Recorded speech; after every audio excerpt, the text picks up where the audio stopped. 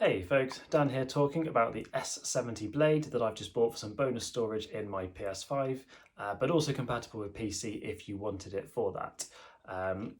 I chose this partly because of the incredibly shiny box that comes with this, which I must admit I love, but mostly for primarily for the incredible read-write speeds that actually are on this. So the read-write speeds basically mean that all the data transferring on my PlayStation is going to just happen so much quicker, and the lightning quick speeds on this is just obviously going to be a bonus towards that. So that's one of the main reasons that I've chosen this. The actual kind of storage itself is right here, incredibly thin, as you can see. I guess that's why they call it a blade.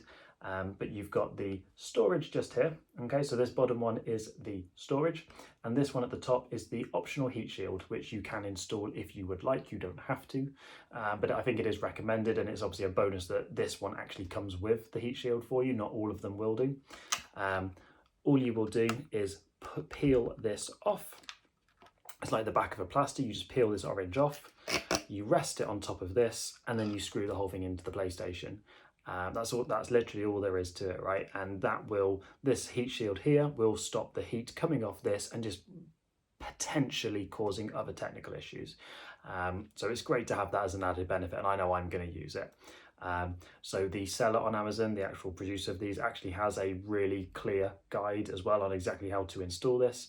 So if you're a tech person, great, but if you're not a tech person like me, I'm going to go follow that guide right now. And here we are, guys, partway through the installation. You can see I've got the chip right here sat on top of the exposed PS5. It's taken me about 3 minutes to get this far.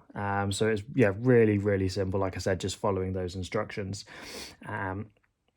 So next thing I'm going to do is actually do the installation. So that is just going to slot straight in there, just like the video guide says. And I'm going to push it in.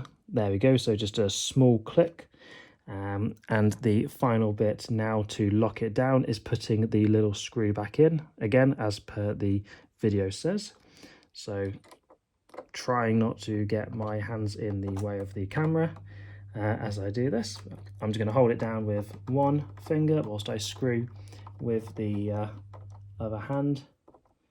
And there we go. So that's reasonably tight now. There we go. So that's reasonably tight, but not like crazy tight on the screen. So you'll see I've already got the heatsink on. So I attached that to the chip before we actually went in there. And that's now it done, according to the video. So I'm going to just slide this kind of cover plate back on top. There we go, that's on. And then the screw goes in there. I actually really like these screws. They've got the little PlayStation symbols on. But again, I'm just going to screw that back down to lock it in. And then the installation will be complete. And here we are, PS5 powered back up, and immediately the console has recognised the additional storage has been installed, and it is asking me to format it. I'm going to select format now, and you can see the percentage bar whizzing across. I don't know what's happening. I haven't done this yet, as you can tell. So reading it as I go. There we go. So read speed 6400 megabits a second, which is crazy speed. Has been formatted to change where your games are installed. Tells me what to do. Rebuilding database, returning it back on. Yeah, there we go. I think that's now done. So you can see how quick that formatting was. Yeah, really pleased with my purchase, and I hope this helps.